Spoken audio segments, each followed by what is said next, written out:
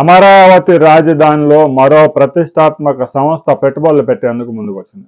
పెట్టుబడులు అంటే 10 కోట్లు 20 కోట్లు కాదు, 16,000 కోట్ల రూపాయల పెట్టుబడి దశల వారీగా పెట్టేందుకు ముందుకు వచ్చింది.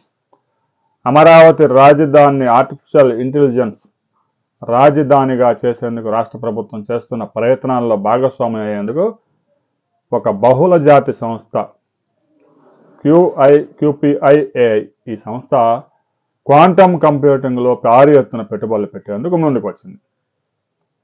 8 క్వాంటమ్ కంప్యూటర్ ఏర్పాటు చేసేందుకు ఈ సంస్థ ఆంధ్రప్రదేశ్ ప్రభుత్వంతో MOU చేసుకుంది.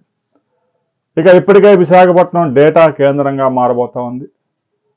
అదాని 20,000 కోట్ల రూపాయలతో పాటు తాజాగా మరొక కంపెనీ 16,000 కోట్లు ఇన్వెస్ట్ చేసి డేటా సెంటర్లు పెట్టేందుకు ముందుకు వచ్చింది.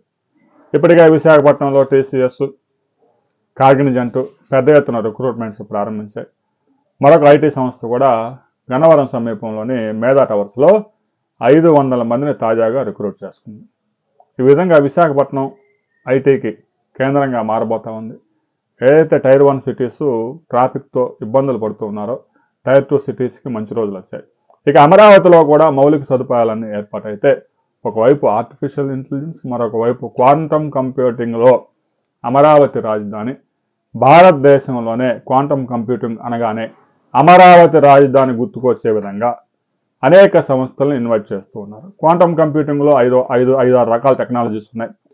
ఏ టెక్నాలజీ భవిష్యత్తులో ప్రజలకి మరింత చేరువవుతుందనే దాని మీద పరిశోధనలు జరుగుతూ ఉన్నాయి.